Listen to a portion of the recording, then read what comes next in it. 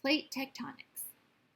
Plate tectonics is a theory describing how the surface of the Earth is separated into giant plates and how these plates move around the planet due to soft rocks within the asthenosphere moving in convection currents.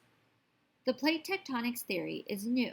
The general scientific community didn't accept it until the 1960s. The theory of plate tectonics explains Alfred Wegener's earlier theory of continental drift. In 1912, Wegener argued that the continents on Earth were moving. At one time, far in the past, they had formed one supercontinent he named Pangaea, meaning whole Earth. Wegener had plenty of proof to support his theory. First, the continents looked like they fit together like puzzle pieces. For example, the coast of South America could nestle in the side of Africa.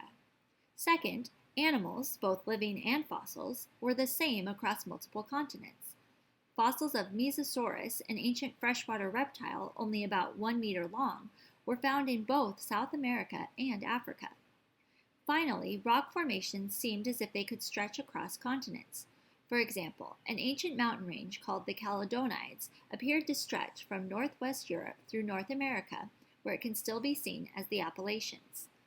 While Wegener was confident the continents were moving, he couldn't explain how they moved. It would take another 50 years for plate tectonics to answer this question.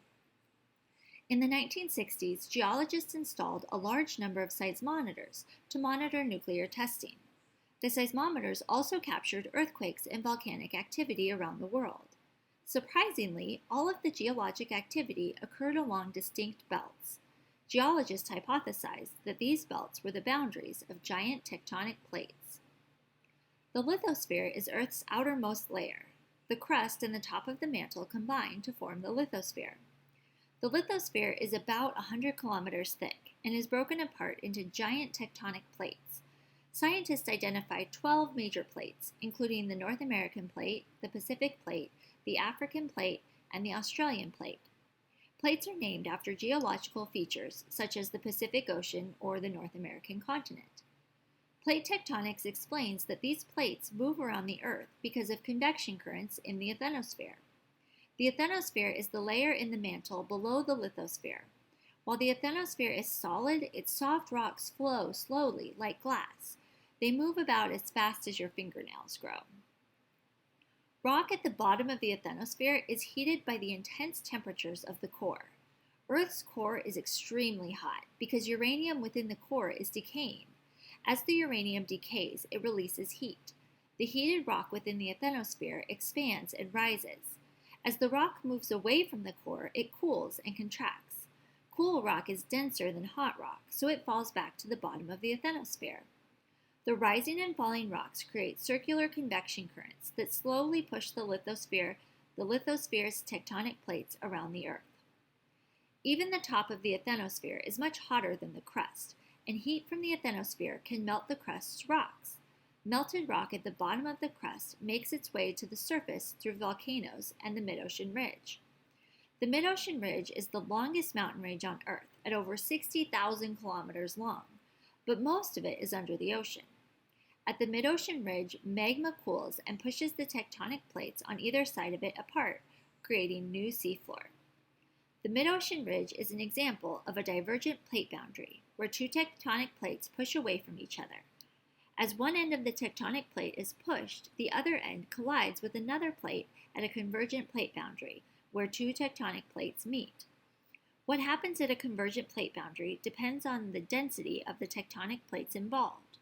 Oceanic plates are mainly made up of basalt, so they are denser than continental plates, which are primarily granite. If a continental plate and an oceanic plate meet at a convergent boundary, the dense oceanic plate will be subducted or forced under the continental plate. If two oceanic plates meet, the denser plate will be subducted under the less dense plate. Scientists call the places where one plate is forced under another plate a subduction zone. As a plate is subducted, the mantle's heat melts the rock and turns it into magma.